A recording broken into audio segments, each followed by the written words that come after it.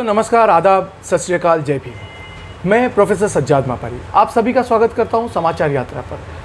आज हम लेकर आ रहे हैं हमारी सीरीज़ का एक और अंक, जो सीरीज़ का नाम है सज्जाद के सितारे।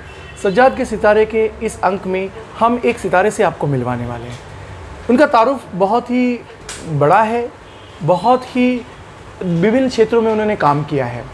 ऐसी एक शख्सियत को हम आज आपके सामने ला रहे हैं सज्जाद के सितारे में। इस सितारे के बारे में मैं आपसे कहूं तो ये खुद एक सामाजिक कार्यकर्ता है, एक एडवोकेट है, लॉयर है और साथ ही साथ उन्होंने साहित्य के क्षेत्र में भी बहुत काम किया है।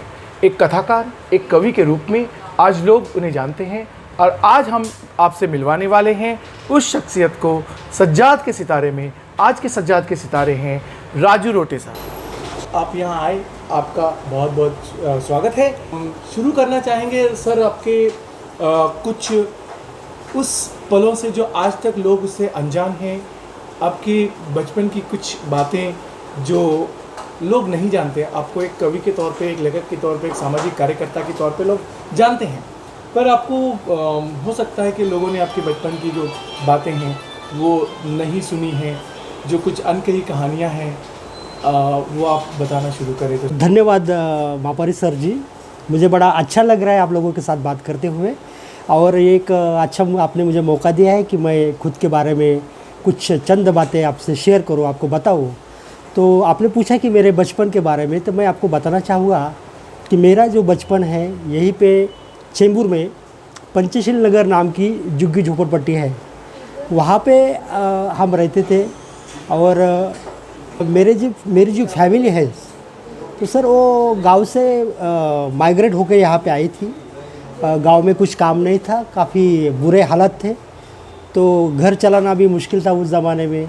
तो उस टाइम पे मेरी जो फैमिली थी, मेरे पिताजी, माता, सब फैमिली यहाँ पे आ गई और वो झोपड़पट्टी में रहना स्टार्ट किया उन्होंने। तो उस टाइम पे जो हमारे साथ जो बच्चे थे उसमें से कोई भी स्कूल में नहीं जाता था, और स्कूल में जाना चाहिए ऐसे किसी के पिताजी को लगता भी नहीं था। तो उनको लगता था कि हमारे बच्चे जो है ऐसे ही हमारे जैसे ही बड़े होएंगे, अगर पढ़ाई नहीं की तो कुछ ना कुछ काम करेंगे, मेहनत का काम करेंगे और जिएंगे, इस प्रकार का विचार उनका था। लेकिन हुआ ऐसे कि एक दो आदमी वहाँ पे अच्छे थे, उन्होंने हमें पकड़ के स्कूल में डाल दिया। तो हमें वहाँ पे म्यूनसिपल की स्कूल थी, तिलक नगर स्कूल, तो वहाँ पे लेके गए, हमारा एडमिशन वहाँ पे कर दिया। तो मेरा लगभग 7वीं तक जो पढ़ाई है, एजुकेशन है, वो म्यूनसिपलिटी के स्कूल में हो गई, तिलक नगर के। और वहाँ पे एक टीचर थे, देठे सर, जिनकी मुझे कभी कभी याद आ जाती है। बहुत ही अच्छे थे और उन्होंने मुझे हमेशा कहा कि बेटा तुम पढ़ाई में तेज़ हो तो तुम अपनी पढ़ाई पूरी करना।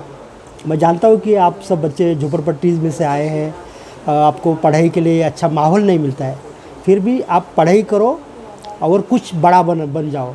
तो उस टाइम इतना कुछ समझ में नहीं आता था, लेकिन कहीं ना कहीं ऐसा लगता था कि ये जो हमारी स्थिति है ये बदलनी चाहिए, और ये बदलने के लिए पढ़ाई जो है वो बहुत इम्पोर्टेंट है। ऐसा कहीं ना कहीं उस टाइम में हमें एक रियलाइजेशन हो रहा था। तो उसके बाद जो है आमची शाला करके मराठी स्कूल है वहाँ पे चेंबूर में, वहाँ 8वीं से 10वीं तक की पढ़ाई की हमने। और उसके बाद फिर कॉलेज और बीए किया। बीए के बाद MSW, PGDSM, post graduate diploma in social enterprises, उसके बाद एलएलबी किया। तो इस प्रकार से सर जो पढ़ाई है मैंने अच्छी तरह से कंप्लीट करने की कोशिश की। ऐसे कोई टीचर्स जो आपके बचपन में, या हो सकता है कि उसके बाद जो आपको याद आ रहे हों, जिन्होंने आपके शख्सियत को बनाने में आपको प्रेरणा दी हो, ऐसे कोई टीचर्स के बारे में आप कुछ कहें? सर जी, एक तो मैंने अभी जिक्र किया कि देठे सर नाम के जो सर थे वो मुझे याद है, और बहुत सारे टीचर हैं जिनके नाम मुझे इतनी अच्छी तरह से याद नहीं आ रहे। लेकिन हर एक जो टीचर था उनका कुछ ना कुछ योगदान रहा है। जैसे सिंधे नाम की एक मैडम थी, वो हमेशा कहती थी कि तू आगे आगे आके बैठ, और कोशिश करती थी कि हर एक एक्टिविटी में मैं पार्टिसिपेट हो जाऊँ। जैसे कबड्डी हो या कुछ गेम है, उसमें भी ज़बरदस्ती वो मुझे कहती थी कि तुम इसमें पार्टिसिपेट भाग ले लो और कुछ करो। तो ये सारी बातें जो है मेरे लिए अच्छी प्रेरणादायी रही है। और जो जैसे मैंने कहा कि शुरू में बात बिल्कुल नहीं करने वाला मैं एक लड़का था। ऐसा कुछ हुआ कि मुझे लगा कि नहीं, अभी मेरी आवाज़ बुलंद करनी चाहिए, मुझे जो लगता है ना वो लोगों के साथ बोलना चाहिए। तो उस बारे में भी हम बात करेंगे। लेकिन आपने जो पूछा था कि ये टीचर जो है, तो मुझे सर ये मैडम जी याद आती है, हमारे देठे सर याद आते हैं और मैं प्रणाम करता हूँ वो सब टीचर को। उन्होंने मुझे बहुत कुछ सिखाया। तो अब थोड़ा हम इस तरफ आते हैं कि आपने साक्षरता अभियान से शुरू किया था अपना सामाजिक क्षेत्र का सफ़र।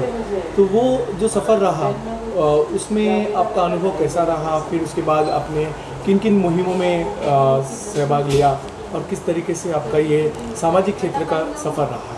89 की बात है। उस टाइम कुछ साक्षरता अभियान चालू हुआ था और वो अभियान में मैंने थोड़ी सी रुचि लेना शुरू कर दिया और उसी दरमियान मैं लोगों के साथ बातें करने लगा। तो शुरू में मुझे बहुत दिक्कत आई, क्योंकि 4 लोगों में बात करना, ग्रुप डिस्कशन करना, ये इतना आसान नहीं था मेरे लिए। लेकिन धीरे धीरे मैं बातें करते रहा, लोगों का मेरा इंटरेस्ट बढ़ गया और एक समय आ गया कि सामने 100 लोग रहेंगे, 200 लोग रहेंगे, तो भी मैं अच्छी तरह से अपनी बात उनके सामने रख सकता हूँ। ये कॉन्फिडेंस मुझ में आ गया। शुरू में मैं जब बात करता था तो मेरा ऐसा पैर एकदम हिलता था और लगता था कि अभी बस मैं कुछ बोल नहीं पाऊँगा। जैसे हमें सभी को ये एक्सपीरियंस होता है शुरू में बात करते समय, जो करेज होता है, स्टेज करेज, वो उस टाइम नहीं था। लेकिन धीरे धीरे जब मैं बातें करते रहा तो एक प्रैक्टिस बन जाती है और आगे तो ऐसा लगा कि जहाँ भी मैं जाऊँ कि कुछ लोगों के साथ बात करना, ये मेरे लिए एक अच्छी आदत सी बन गई। मुझे अच्छा लगने लगा। तो उस साक्षरता मुहिम का जो है बड़ा अच्छा प्रभाव मेरे पे रहा है और उस मुहिम में मैंने काफ़ी बातें सीखी। एक तो मेरा कम्युनिकेशन लेवल जो है वो अच्छा हो गया और दूसरी बात की इम्पोर्टेंस ऑफ एजुकेशन जो है, पढ़ाई का जो महत्व है, वो मुझे काफ़ी हद तक समझ में आ गया। अगर हम पढ़े लिखे नहीं होते हैं तो हम कुछ भी नहीं कर सकते। ये एक रियलाइजेशन उस टाइम मुझे हुआ। लगता है कि आप सामाजिक क्षेत्र के संस्थाओं से जुड़े हैं, एक लॉयर भी हैं, तो हाँ। अब क्या फील हो रहा है? मैंने जो पढ़ाई की है ना, जैसे हम आम लोग करते हैं, इस प्रकार से नहीं की है। जैसे कि स्कूल का एजुकेशन होने के बाद कॉलेज किया, कॉलेज के बाद पोस्ट ग्रेजुएशन किया, ग्रेजुएशन पोस्ट ग्रेजुएशन किया, इस प्रकार से मेरा एजुकेशन नहीं हुआ। मेरा एजुकेशन इस प्रकार से हुआ कि मैं 12th स्टैंडर्ड को था, उसी टाइम मैंने पढ़ाई छोड़ दी थी। फिर से मैंने ज्वाइन किया था। तो FY BCom मैंने कंप्लीट नहीं कर पाया। मुझे काफ़ी एटीकेटी लग गई, तो मेरी पढ़ाई वहाँ पे रुक गई थी। तो उसके बाद फिर मैंने कई जगह पे जॉब करना स्टार्ट कर दिया और जहाँ भी मैं जॉब करता था तो मुझे बड़ी दिक्कत आती थी। वो लोग पूछते थे कि आपका एजुकेशन क्या हुआ है? तो मैं कहता था कि मैं 12th स्टैंडर्ड मैंने पास किया है। तो वो मुझे कहते थे कि आपका कम्युनिकेशन इतना अच्छा है, आप भाषण इतना अच्छा देते हैं, लेकिन आपका एजुकेशन नहीं होने की वजह से हम आपको कोई अच्छी पोस्ट पोजीशन नहीं दे सकते। ये बात मेरे दिल को बहुत बुरी लगी और मैंने उसी टाइम सोच लिया कि मुझे पढ़ाई पूरी करनी चाहिए। और उस टाइम मैं मैरिड था, मेरे बच्चे भी पढ़ रहे थे। जैसे कि मेरा एक लड़का 6-7 स्टैंडर्ड में पढ़ता था और उस टाइम मेरा एजुकेशन आगे चल के कंप्लीट करना, ये मेरे लिए बड़ी दिक्कत की बात थी। बच्चे कहते थे कि अभी पिताजी आप ये सा उम्र में क्यों पढ़ रहे हो, हमारी पढ़ाई की तरफ देखो। लेकिन मैंने कहा कि आप भी पढ़ो और मुझे भी पढ़ने दो। तो फिर मैंने BA किया डिस्टेंस से। BA करने के बाद फिर से मुझे ऐसा लगा कि सेम प्रॉब्लम है। कई जगह पे मैं अगर जॉब के लिए अप्लाई करता हूँ तो लोग पूछते हैं भाई आपका ग्रेजुएशन तो हुआ है, आपका पोस्ट ग्रेजुएशन नहीं है। तो फिर मैंने MSW को एडमिशन लिया, जो कि डिस्टेंस में TEC विद्यापीठ है, वहाँ पे फिर MSW कंप्लीट किया। उसके बाद ऐसा लगा कि और भी कुछ करना चाहिए, तो मैंने PGDSM post graduate diploma in social enterprise ये भी मैंने कंप्लीट कर दिया। तो कहीं ना कहीं मेरे में एक अच्छी फीलिंग आने लगी कि मेरा एजुकेशन अच्छा है। तो आप कुछ मत कीजिए लेकिन एजुकेशन कीजिए, आपका कॉन्फिडेंस बढ़ जाता है। ये मैंने खुद फील किया है। और हमारे एक दोस्त है कि उन्होंने कहा कि यार इतना अच्छा एजुकेशन किया, अभी एक ही बाकी है, क्या है, तो आप लॉ कर दो। तो फिर मैंने LLB को एडमिशन किया। तो LLB जो है तो ख़ास करके जो लीगल लैंग्वेज है, बड़ी टेक्निकल लैंग्वेज होती है, थोड़ी सी मुश्किल लगती है। तो मैं खुद मुझे एक डाउट था कि क्या मैं ये 3 साल का जो कोर्स होता है क्या कंप्लीट कर पाऊँगा। लेकिन वो 3 साल का कोर्स मैंने कंप्लीट किया और अच्छी तरह से कंप्लीट किया। मेरा जो लीगल नॉलेज है वो बहुत अच्छा है ऐसा मुझे लगता है। मैंने काफ़ी उसके लिए स्ट्रगल किया। मेरे पास किताब भी इतने नहीं थे, लेकिन मैं नेट पे या यूट्यूब पे लीगल लेक्चर्स होते हैं वो सब देख के, क्योंकि ये सब करते हुए मुझे मेरा जॉब संभालना था, बच्चों की पढ़ाई है, घर के कुछ बातें हैं, ये सब संभाल के ये जो एजुकेशन मुझे करना पड़ा ना, तो ये एक बड़ा स्ट्रगल है। तो लेकिन मज़ा आया। हालांकि कभी कभी बहुत मैं हेल्पलेसनेस जो होता है ना कि अरे अभी एक जॉब देखे या पढ़ाई करे, या हर एक आदमी को फैमिली में प्रॉब्लम तो होते हैं कहीं ना कहीं, बच्चों की पढ़ाई ये वो, तो उस टाइम पे कभी कभी लगता है कि नहीं अभी ये पढ़ाई थोड़ा सा अपना खुद का रुकवाना चाहिए और बच्चों की पढ़ाई पे ध्यान देना चाहिए।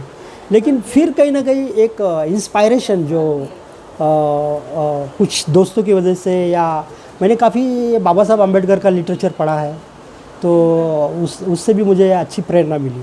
इस प्रकार से मैंने मेरा एजुकेशन कंप्लीट किया। रोटे साहब, फिर आपका रुझान साहित्य की तरफ कैसा हुआ? आप कवि और एक कथाकार के तौर पे कैसे उभर कर आए? क्या होता है कि हर एक आदमी में कवि होता ही है। जैसे कोई आदमी जब प्यार में गिर जाता है तो वो कविता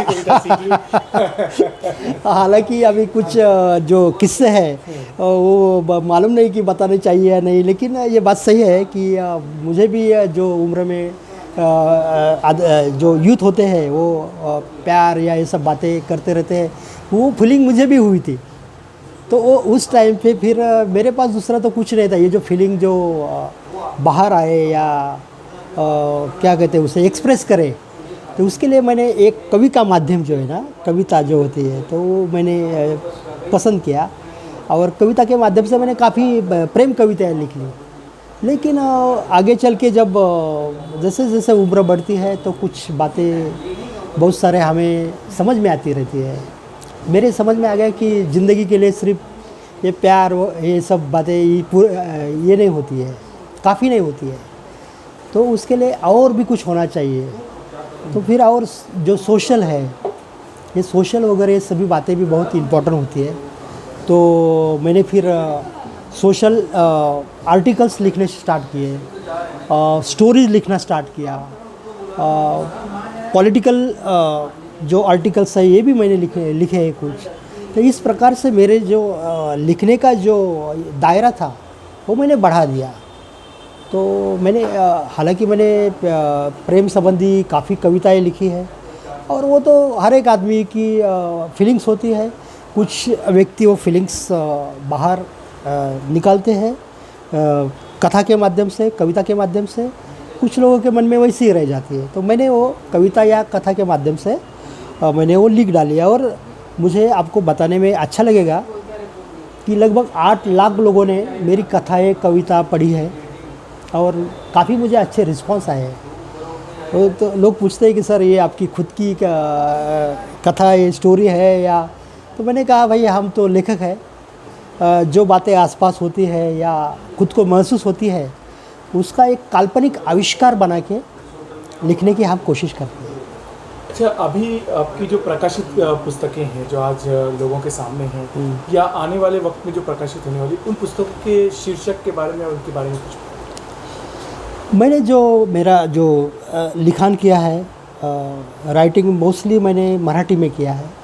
मेरा 2000 में मेरा एक काव्य संग्रह आया था जिसका नाम था संवेदनेची सत्ता। इसका मतलब होता है पावर ऑफ सेंसिबिलिटी। हमारी जो संवेदना होती है वो बड़ी ताकतवर होती है, उसमें बड़ा पावर होता है। तो ये जो संवेदना है ये मैंने उस किताब के माध्यम से मैंने लिखी है। और उसके बाद दूसरा जो मेरा काव्य संग्रह था ये था एक क्षण आशा ही येईल। तो उसको हम कहते हैं, हिंदी में कह सकते हैं कि एक ना एक दिन ऐसा आ जाएगा जब समाज के जो पिछड़े वर्ग के लोग हैं या जो दबे कुचले लोग हैं वो आगे जाएंगे और अपने अधिकार की बात करेंगे। इस प्रकार की भावना को लेके मैंने वो दूसरा काव्य संग्रह जो है वो मैंने पब्लिश किया था। 2006 की बात होगी। और हालांकि ये 2 साल में मैंने 5 किताबें मेरी पब्लिश की है। उसमें से दो है स्टोरी बुक है, कथा संग्रह है। एक में है एक रात्रि सा मुक्काम जो कि थ्रिलर है, उसमें काफ़ी कथाएं हैं। दूसरा जो है जानवी करके है, एक लड़की की कथा है कि उसे शराब की आदत लगती है तो वो किस प्रकार से उसका पूरा जो लाइफ है किस प्रकार से स्पॉइल हो जाता है। तो उसके ऊपर मैंने वो कथा लिखी है और वो 2 कथा संग्रह प्रकाशित किए हैं। बाकी एक काव्य संग्रह भी लिखा और जो पब्लिश किया अभी, हे काय प्रेमात पडायचं वय आहे का। यानी कि कभी कभी हम सोचते हैं ना कि प्यार में गिरने का एक उम्र होती है। तो कभी कभी 40 के बाद भी लोगों को फीलिंग आ जाती है। अभी वो फीलिंग बुरी नहीं है, लेकिन लोग किस प्रकार से लेते हैं, क्या क्या करते हैं, उससे वो अच्छी या बुरी बन जाती है। तो ये आम बात है कि 30-40 उम्र के बाद भी आदमी को ऐसा फील होता है कि मैं फिर से एक बार जवान हुआ हूँ। तो उस विषय को लेके मैंने ये किताब लिखी थी और वो पब्लिश की है। वो भी अमेज़ॉन पे है सेल के लिए, तो आप वो ले सकते हैं वहाँ से। और दूसरी जो है कि जानिवा प्रगल्भ होताना। अभी इसका मीनिंग ये है कि हमारी जो संवेदना या हमारी जो समझ है वो धीरे धीरे मैच्योर होती जाती है। तब कौन सी बात अच्छी है, कौन सी बात सेंस क्या है, नॉनसेंस क्या है, ये बातें हमें समझ में आने लगती हैं। तो उस विषय को लेके जो सोशल पॉलिटिकल जो सिचुएशन है उस सिचुएशन को लेके मैंने उस किताब में काफ़ी कुछ लिखा है। जैसे कि संविधान के बारे में कुछ कविता है, जैसे कि जो संविधान के वैल्यूज़ है उसके बारे में है। ऐसे बहुत सारी बातें उसमें हैं। आप एक लेखक के साथ साथ एक विचारवंत भी है। आप काफ़ी चीज़ों पर अपने विचारों को खुले तौर पर रखने के लिए जाने जाते हैं। कि आज जो देश की और हमारे समाज के जो हालात है और ये जो हालात आज चल रहे हैं, इस पर एक लेखक के तौर पर, एक कवि के तौर पर आपकी क्या सोच है, आपके क्या विचार हैं, ये हमारे दर्शकों तक पहुँचाएं। देखिए कि ये जो भारत है, ये भारत बहुत ही सुंदर देश है। और ये देश सुंदर क्यों है? क्योंकि जैसे कोई एक बगीचा होता है, वो बगीचा सुंदर क्यों होता है? क्योंकि वो बगीचा में गुलाब होता है, अलग अलग प्रकार के फूल होते हैं और वो फूल अलग अलग प्रकार के होने की वजह से वो बगीचा सुंदर लगता है। वैसे ही अपना भारत जो है, यहाँ पे अलग अलग जाति के लोग हैं, अलग अलग धर्म के लोग हैं, अलग अलग पंथ के लोग हैं, अलग अलग भाषा के लोग हैं, प्रांत के लोग हैं। ये सब लोग जो है, ये होने के बावजूद सब एक साथ रहते हैं। उनमें एक भाईचारा है, एक प्रेम है। तो इसकी वजह से ये देश सुंदर है। अगर हम क्लियरली बात करें तो 2014 के बाद जो सरकार आई है, तो ये यहाँ पे कहीं ना कहीं ऐसा लगता है कि दलित पे अत्याचार बढ़ रहे हैं या मुस्लिम पे अत्याचार होते हैं। तो कहीं ना कहीं ये सब बातें बहुत मुझे एक लेखक करके बड़ी दुख देती है। बड़ा दुख होता है मुझे इस बात का कि अगर हम सभी भारतीय हैं तो हमें एक ब्रदरहुड, एक बंधुत्व जो है वो होना चाहिए।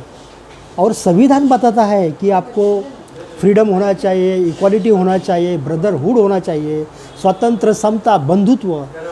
ये बात संविधान कहता है। तो फिर हम संविधान को साक्षी मानकर सत्ता में आते हैं तो ये बात ध्यान में क्यों नहीं लेते?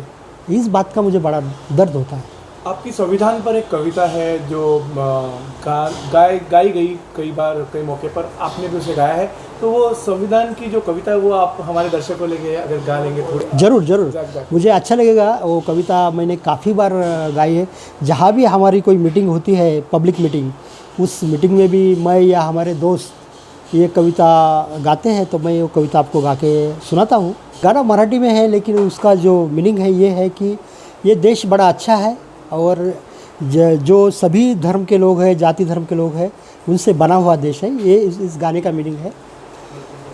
गातो मी गुणगान या देशाचे, गातो मी गुणगान, प्रिय मज भारतीय संविधान, प्रिय मज भारतीय संविधान, प्रिय मज भारतीय संविधान। भाषा धर्म प्रांत अनेक, विविधता आहे छान, या देशामध्ये विविधता आहे छान, विविधता आहे छान, प्रिय मज भारतीय संविधान। यारे सारे मिळून गाऊ बंधुत्वाचे गान, या देशामध्ये बंधुत्वाचे गान, बंधुत्वाचे गान, प्रिय मज भारतीय संविधान, प्रिय मज भारतीय संविधान। कोणी ना येथे मोठे लहान, यहाँ पे कोई छोटा है ना बड़ा है, सब एक समान है, इसलिए कहना है कोणी ना येथे मोठे लहान, सारे एक समान, कायद्यापुढं सारे एक समान, सारे एक समान, प्रिय मज भारतीय संविधान, प्रिय मज भारतीय संविधान। धन्यवाद। रोटे साहब, आपसे जो संविधान, आपकी जो संविधान के ऊपर काम करने वाली जो संस्था है, संविधान संवर्धन समिति का कुछ कार्य है, उसके बारे में आप थोड़ी सी मालूमात दीजिए। संविधान संवर्धन समिति करके हम चेंबूर, मुंबई और महाराष्ट्र में जहाँ जहाँ भी लोग बुलाते हैं तो हमारे कुछ साथी वहाँ पे जाके संविधान वैल्यू जो होते हैं, स्वतंत्र, समता, बंधुत्व, धर्मनिरपेक्षता, समाजवाद, ये जो बातें हैं ये लोगों को मालूम नहीं होती है, तो ये बताने की हम कोशिश करते हैं। और ये संविधान संवर्धन समिति जो है ये हम लगभग 2014 से पहले से हम काम करते आए हैं, लेकिन 2014 के बाद जब हमें ऐसा लगा कि ये जो संविधान की बातें हैं बहुत सारे लोगों को मालूम ही नहीं है, तो मैंने कुछ लोगों से बात की। हमारे दोस्त जगन्नाथ जी कामले करके हैं, उनसे बात की। उन्होंने कहा कि ये बड़ी अच्छी बात है कि इसके ऊपर हमें काम करना चाहिए। फिर हमारे एक आदरणीय सर है सावंत सर, और बाकी हीरामन खंडागले जी है, कालिदास रोटे है, मोहन सोनोने है, अजित बंसोड़े, ये बहुत सारे हैं। उसमें हम सब एक हो गए। हमने कई मीटिंग्स ली इसके बारे में और हमने इसके ऊपर काम करना शुरू कर दिया। तो ये काम अभी काफ़ी अच्छी तरह से चला है। अभी हम बड़ी ज़ोर से कर रहे हैं। हमारा एक कला पथक है, कुछ लोगों ने संविधान शाखाएं स्थापन की है। वो शाखा के माध्यम से हर एक दिन जो स्कूल में बच्चे जाते हैं वो आते हैं, महिलाएं आती हैं और वो महिलाएं बच्चे संविधान शाखा में संविधान के बारे में जानकारी लेते हैं और पढ़ाई आगे कैसी बढ़ानी है, अपनी एजुकेशन कैसा कंप्लीट करना है, इसके बारे में वो लोग समझ लेते हैं। खास करके ये संविधान शाखा का काम जो है हमारे दोस्त है हीरामन खंडागले, वैशाली ताई जगताप, ये दोनों बहुत ही अच्छी तरह से करते हैं और अलग अलग लोग अलग अलग प्रकार का काम करते हैं। मैं संविधान वैल्यू जो है ये मैं लोगों से बात करके या मेरी कथाएँ या जो भी मैं लेख लिखता हूँ, कविता लिखता हूँ, उस माध्यम से मैं लोगों के पास जाने की कोशिश करता हूँ। तो मुझे लगता है कि आप सभी को मेरा एक निवेदन है कि हर एक व्यक्ति के घर में ये संविधान का जो किताब है वो होना चाहिए। तो आपसे विनती है कि आप सभी लोग ये संविधान का किताब लीजिए, संविधान पढ़ लीजिए। ज़रूरी नहीं कि संविधान समझने के लिए कोई एडवोकेट ही होना चाहिए। संविधान ये हम सभी के जीवन में बड़ा महत्वपूर्ण है। अगर आप कहीं भी जाते हैं, अगर आपको लॉ के बारे में मालूम नहीं होता है तो आपको कई दिक्कतों का सामना करना पड़ सकता है। तो बेटर है कि आपको थोड़ा सा संविधान, थोड़ा सा जो लॉज होते हैं कायदा होता है उसके बारे में अगर आपको मालूम होता है तो ये आपके लिए भी अच्छा रहता है। इसलिए आप संविधान पढ़ें और दूसरे को भी बताइए। सज्जाद के सितारे राजू रोटे सर, आप यहाँ आए, बहुत बहुत शुक्रिया आपका। और आपने हमारे दर्शकों के साथ, हमारे लोगों के साथ, हमारे दोस्तों के साथ बहुत सारी बातें शेयर की, जो जानी अनजानी बातें रह गई आपकी लाइफ में, जो लोग जानना चाहते थे आज आपको लोग जान गए। बहुत बहुत शुक्रिया सर आपका। और दर्शकों के लिए ये कहना चाहूँगा कि ऐसे ही हम सितारों को आपके सामने लाते रहेंगे। आप लोग देखते रहिए सज्जाद के सितारे, आप जुड़े रहिए समाचार यात्रा के साथ। समाचार यात्रा के हमारे इस चैनल को आप लोग लाइक करें, शेयर करें, सब्सक्राइब करें।